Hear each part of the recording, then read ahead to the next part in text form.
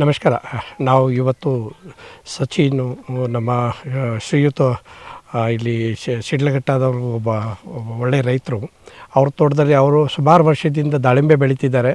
ಆ ಕಾರಣದಿಂದ ಇವತ್ತು NRCP ಡೈರೆಕ್ಟರ್ ಆದ ಶ್ರೀ ಮರಾಠೆ ಸರ್ ಅವ್ರ ತೋಟಕ್ಕೆ ಬಂದರು. ದಾಳಿಂಬೆ ನೋಡಿಕೊಂಡು ಮತ್ತು ಜೊತೆಯಲ್ಲಿ ಮತ್ತು ಏನು ಬೆಳೆ ಬೆಳೀತಾರೆ ಅಂತ ನೋಡಿದಾಗೆ ಇಲ್ಲಿ ಪಕ್ಕದಲ್ಲೇ ಒಂದು ದ್ರಾಕ್ಷಿ ಇತ್ತು. ದ್ರಾಕ್ಷಿ ತೋಟದಲ್ಲಿ ನಾವು ಬಂದೇವೆ. ಇಲ್ಲಿ ಬಂದಿದ್ದ ನಂತರ ಅವ್ರಿಗೆ ನೋಡಿದ್ದೇನಿದೆ ಅಂದರೆ ಎಲ್ಲ ಕಡೆ ಎಲ್ಲ ದ್ರಾಕ್ಷಿ ಬೆಳೀತಾರೆ. ಬಟ್ ಈ ದ್ರಾಕ್ಷಿ ಬೆಳಿಬೇಕಾದ್ರೆ ದ್ರಾಕ್ಷಿಗೆ ಏನೇನು ಕೇರ್ ತಗೋಬೇಕು ಅದರಲ್ಲಿ ಬಹಳ ಇಂಪಾರ್ಟೆಂಟ್ ಪ್ಯಾರಾಮೀಟರ್ಸ್ ಇದೆ.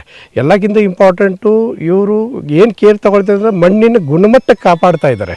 ಆ ಮಣ್ಣಿನ ಗುಣಮಟ್ಟ ಹೇಗೆ ಕಾಪಾಡ್ತಾರೆ ಅಂದರೆ ಜನರಲಿ ಅವ್ರ ವಿಷಯದಲ್ಲಿ ಹೇಗಿದೆ ಅಂದರೆ ನಾವು ಭೂಮಿಗೆ ಅತಿ ಪ್ರಮಾಣದಲ್ಲಿ ವಾಟರ್ ಸಾಲ್ಯುಬಲ್ ಕೊಟ್ಟು ಭೂಮಿಯಲ್ಲಿ ಇದ್ದಿದ್ದ ಜೀವಾಣುಗಳಿಗೆ ಸಾಯಿಸಿ ಭೂಮಿಯಲ್ಲಿ ಇದ್ದಿದ್ದು ಮಣ್ಣಿನ ಕಣಕಣಗಳಿಗೆ ಸಾಯಿಸ್ತಾ ಇದ್ದೇವೆ. ಅದರಿಂದ ಬೇರುಗಳು ಉತ್ಪತ್ತಿ ಇಲ್ಲ, ಮೈಕ್ರೋಬ್ಸ್ ಉತ್ಪತ್ತಿಗಳು ಇಲ್ಲ, ಅದರಿಂದ ಕಾರ್ಬನ್ ಕೂಡ ಡೆವಲಪ್ಮೆಂಟ್ ಆಗ್ತಾ ಇಲ್ಲ. ಆ ದಿಶೆಯಲ್ಲಿ ಅವರು ಮಣ್ಣಿಗೆ ಕಾಪಾಡ್ತಿದೆ. ಪ್ರತಿ ವರ್ಷ ಒಳ್ಳೆ ಆರ್ಗ್ಯಾನಿಕ್ ಮ್ಯಾಟರ್ ಭೂಮಿಗೆ ಹಾಕಿ ಅದರ ಜೊತೆಯಲ್ಲಿ ಯಾರ ಕಂಪನಿದು ಮಟೀರಿಯಲ್ಗಳು ಅವ್ರು ಬಳಸಿ ಬೇರುಗಳಿಗೆ ಸದೃಢ ಮಾಡಿಕೊಂಡು ಯಾವುದು ಗಿಡದು ಬೇರುಗಳು ಚೆನ್ನಾಗಿ ಅದು ಗಿಡ ಚೆನ್ನಾಗಿ ಅಂತ ಹೇಳಿ ಇದು ಒಂದು ವಾಸ್ತವಿಕ ರೀತಿಯಲ್ಲಿ ಇದು ಲೈವ್ ಡೆಮೋನ್ಸ್ಟ್ರೇಷನ್ ಅವ್ರ ತೋಟದಲ್ಲಿ ನಮ್ಗೆ ನೋಡೋಕ್ಕೆ ಸಿಗುತ್ತೆ. ಯಾವ ತೋಟದಲ್ಲಿ ಫೌಂಡೇಶನ್ ಚೆನ್ನಾಗಿರುತ್ತೋ ಅದರಲ್ಲಿ ಗಿಡದ ಮೇಲೆ ಎಲೆಗಳು ತುಂಬ ಚೆನ್ನಾಗಿದೆ ಅಂತ ಹೇಳಿದ್ರು. ಇವ್ರು ಹೇಳಿದ್ದೇನಿದೆ ಅಂದರೆ ಈಗ ಹಾರ್ವೆಸ್ಟಿಂಗಿಗೆ ಬಂದಿದೆ ತೋಟ. ಜನರಲಿ ಯಾವುದು ತೋಟಗಳಲ್ಲಿ ಹಾರ್ವೆಸ್ಟಿಂಗ್ ಬಂದಾಗೆ ಎಲೆದ ಕ್ವಾಲಿಟಿ ತುಂಬ ಕಡಿಮೆ ಇರುತ್ತೆ. ಇದರಲ್ಲಿ ಇರೋದು ಗ್ರೀನ್ರಿ, ಸೈಟೋಪ್ಲಾಸ್ಮಿಕ್ ಕಂಟೆಂಟು, ಫೋಟೋಸಿಂಥಸಿಸ್ ಆಗೋದು, ಕ್ಲೋರೋಫಿಲ್ ಕಂಟೆಂಟು ಇವತ್ತು ಇನ್ನು ಜಸ್ಟ್ ಒಂದು ಮ್ಯಾಚೂರ್ ಸ್ಟೇಜಲ್ಲಿ ಇದ್ದಂಗಿದೆ.